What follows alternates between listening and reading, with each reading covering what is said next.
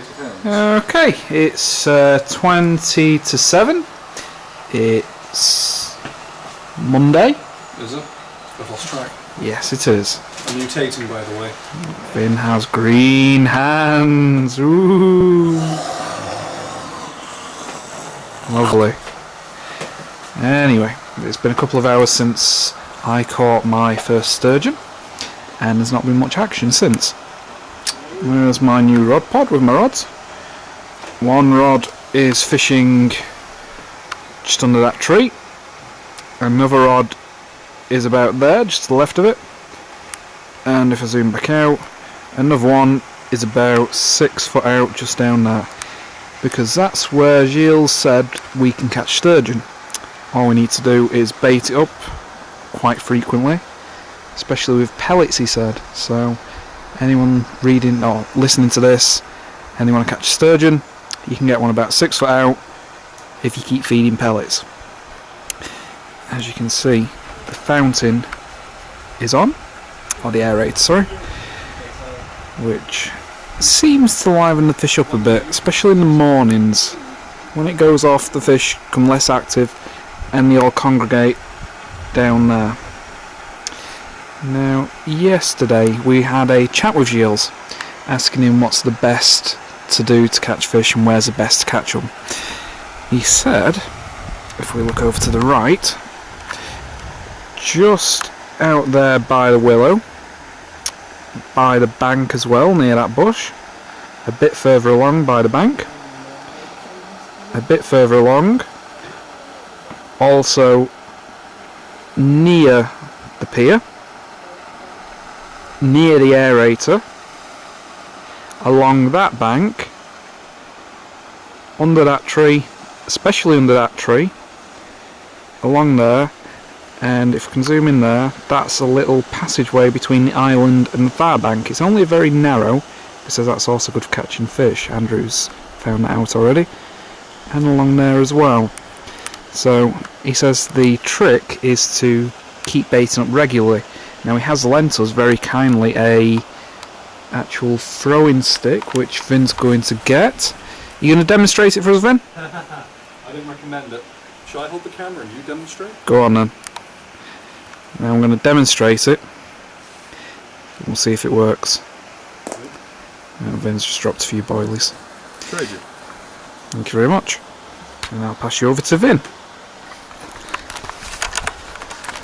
Boilies, please. Okay, here we go. And welcome back to Planet Vin. Alright, as Steve's going to demonstrate the thrown stick of doom. And if you're wondering why I call everything of doom, it's just because it sounds better. Right. If you notice the form there, should land over there somewhere. There, just in front of the big tree.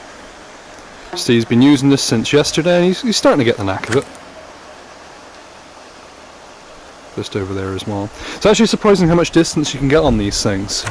If anyone hasn't used one of these before and usually uses a catapult, obviously if we're getting a large amount of bait out over a short distance, sure, catapults are good, but if you want to get a decent range, that stick of doom for single boilers. Miles further than my catapult. Exactly. Steve's got top of the range. Steve's got a Fox one, yeah, and you can get him. I got a fish. yeah, there's Andrew with a sword.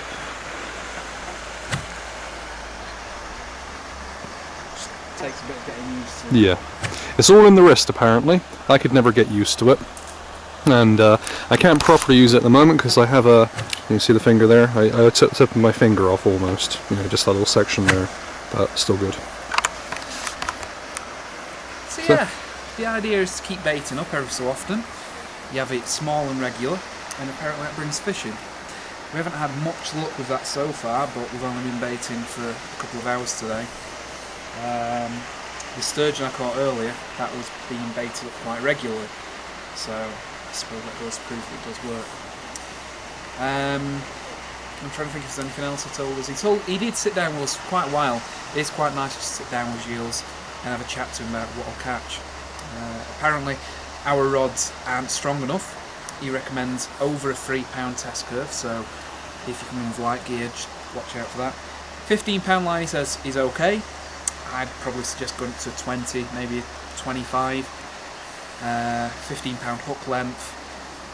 Last year we were told size 1 hooks. This year he says use size 4 or 6.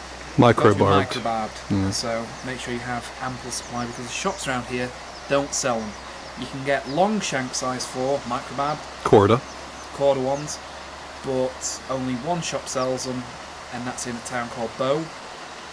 But they don't have many, and they're expensive. So bring as many as you can from home. Also, bring a nice supply of pellets, small ones. Gilles can supply some great big pellets, which the fish are fed off. We haven't got around to use them yet. But yeah, that's about it. Anything else you want to add, Finn? No, not really. Just it's another fantastic day. It's actually the afternoon now, going on evening in fact. It's like close, what time did you say again, Stu? It's about 7:15 now.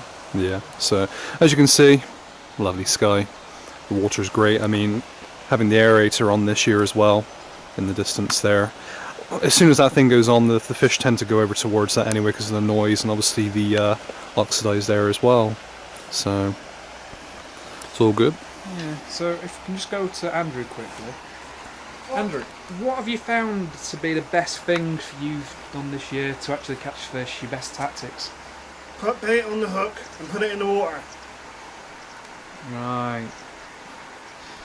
That's the Darth Okay. Vader thumbs up, as you can see.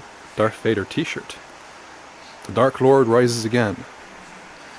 Using dip, paste or off-sized boilies seems to have worked for me this year. And just trying to get bait on top of your hook. That's worked.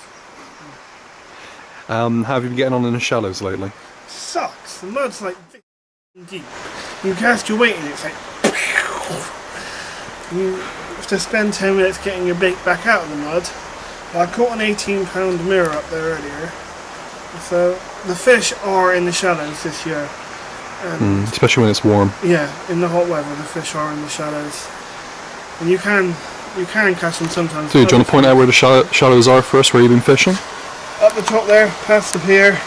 It's only about 2 feet deep. Yeah. But It's also worth noting that if you go up there, in fact we'll probably take the camcorder up there later, you can see hundreds of fish just under the surface, just sitting there doing nothing. and you got the same sort of situation at the top of Lotus Lake. But I tried putting bait right on top of them earlier and they didn't want to know. It's good up there. They seem to like the aerators. I've caught a couple of fish near the pumps. But on the same hand, you risk snagging on the pump, which has broken a rib or two this week. Yeah, the interesting thing about people actually casting out from the pontoon over there, out towards the aerator, people have been catching clams. Yes. We actually have a shell of one just over there, as you can kind of see. That's obviously one. We actually came across the shell just like that. We never actually opened the thing up and took the innards out. But people have actually been catching live ones. So we've been chucking them back. It's not something we're here to try and catch, so they might as well just go back where they came from. Yeah, another thing to add is that there's a lot of black bass in the lake. According to some of the catch logs, people have wrote them with the trees over there. But I caught my black bass near the aerator.